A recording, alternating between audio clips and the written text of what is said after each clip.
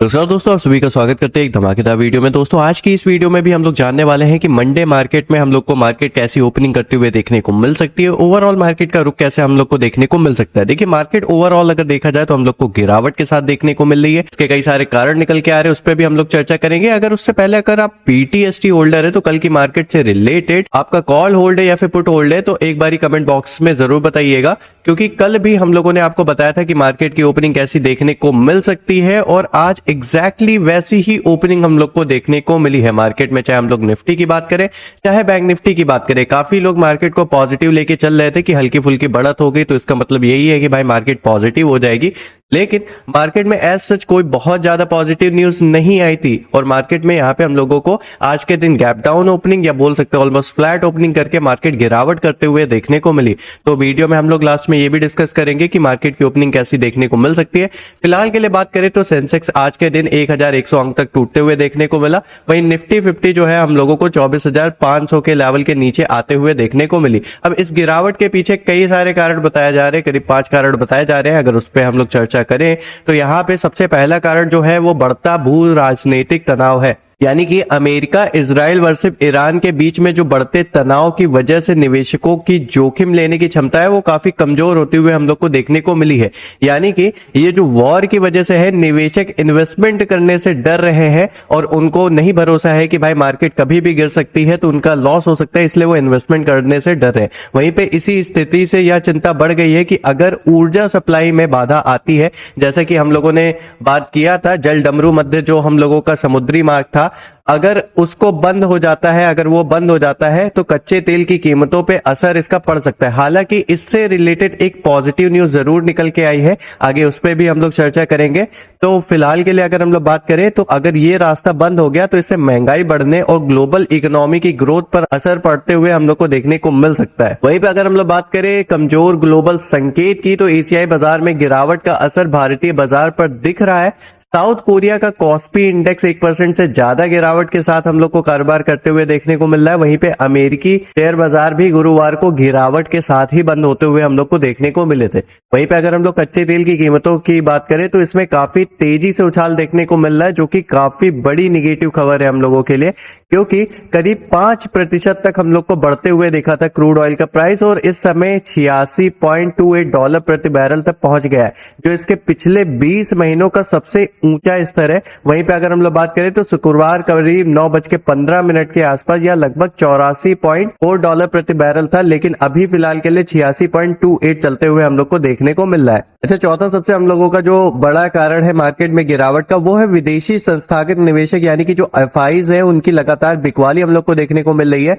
मैंने बोला था गुरुवार को ये जो हम लोगों को थोड़ा बहुत उछाल देखने को मिली है, इसको देखकर शायद एफआईज थोड़ा बहुत इन्वेस्टमेंट करे तो मार्केट में सुधार हो सकता है, लेकिन ऐसा कुछ नहीं हुआ है। गुरुवार को भी उन्होंने 3,752 करोड़ रुपए के शेयर हम लोग को बेचते हुए देखने को मिले थे। वहीं पे मार्च महीने में अभी मार्च में 5-6 दिन ही हुए हैं और अभी तक करीब 1,600 करोड़ रुपए के शेयर्स हम लोगों को एफआईज बेचते हुए देखने को मिल चुके हैं। ये काफी बड़ी निगेटिव खबर है मार्केट से रिलेटेड। वहीं पे अगर हम लोग बात करें बैंकिंग शेयर में बिकवाली की तो बैंकिंग सेक्टर के शेयर भी आज तेजी से बिकवाली कर रहे हैं। कारोबार के दौरान बैंक निफ्टी हम लोग को 1% तक गिर गया। इसके साथ ही साथ पीएसयू बैंक और निफ्टी प्राइवेट बैंक जैसे इंडेक्स भी 1% से अधिक गिरावट करते हुए हम लोग को देखने को मिल रहे थे। और बैंकिंग शेयरों में कमजोरी की मुख्य वजह कच्चे तेल की बढ़ती कीमत है। अगर जब तक इसमें सुधार नहीं आता तब तक हम लोगों को एक काफी ज्यादा नेगेटिव इंपैक्ट डालते हुए देखने को मिल रहा है। वहीं पे अगर हम लोग बात करें, एनालिटिक्स का मानना यह है कि भारत जैसे तेल आयात करने वाले देश में कच्चे तेल की कीमत बढ़ना तेजी से वो भी काफी नेगेटिव खबर है और इससे सीधा महंगाई पर असर हम लोग को पड़ते हुए देखने को मिल सकता है। अगर महंगाई बढ़ती है तो इससे सबसे बुरा इंपैक्ट ये होगा कि आरबीआई के लिए ब्याज दरों में कटौती करना काफी मुश्किल हो जाएगा और ब्याज दरें लंबे समय तक अगर ऊंची रहती हैं तो इस स्थिति में उधार लेने की लागत बढ़ती है, जिसका असर बैंक सेक्टर के प्रदर्शन पर हम लोग को पड़ते हुए देखने को मिल सकता है। यानी कि इस पे एक नेगेटिव इंपैक्ट पड़ते हुए हम लोग को देखने को मिल सकता है। फिलहाल के लिए हम लोग इंपॉर्टेंट सपोर्ट एंड रेजिस्टेंस की बात करें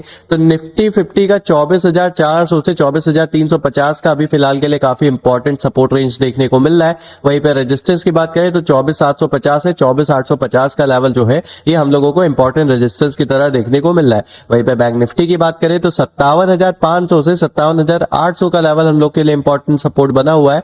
वहीं पे 59,000 से 59,300 का जो लेवल है ये हम लोगों को काफी इंपॉर्टेंट रेजिस्टेंस देखने को मिल रहा है। इसके ऊपर आना मार्केट के लिए काफी ज्यादा जरूरी है। इंपॉर्टेंट न्यूज की बात करें तो बाजार में सबसे बड़ा दबाव अभी अमेरिका इजराइल वर्सेस ईरान के बीच में बढ़ते जो तनाव है वो है, और 6 मार्च को सेंसेक्स 1000 अंक तक गिर गया, निफ्टी 24,500 के नीचे चला गया। अब मिडिल ईस्ट में चल रहे इस युद्ध की वजह से निवेशक सुरक्षित महसूस नहीं कर रहे हैं, और वो क्या कर रहे हैं, जो सुरक्षित निवेश है यानी कि जो गोल्ड है उसकी तरफ हम लोग को भागते हुए देखने को मिल रहा है। तो जब तक वॉर से रिलेटेड कुछ पॉजिटिव न्यूज नहीं आती है, इसको टलने से रिलेटेड कुछ पॉजिटिव न्यूज नहीं आती है, तब तक मार्केट ऐसे ही हम लोगों को नेगेटिव सेंटिमेंट्स दिखाएगा।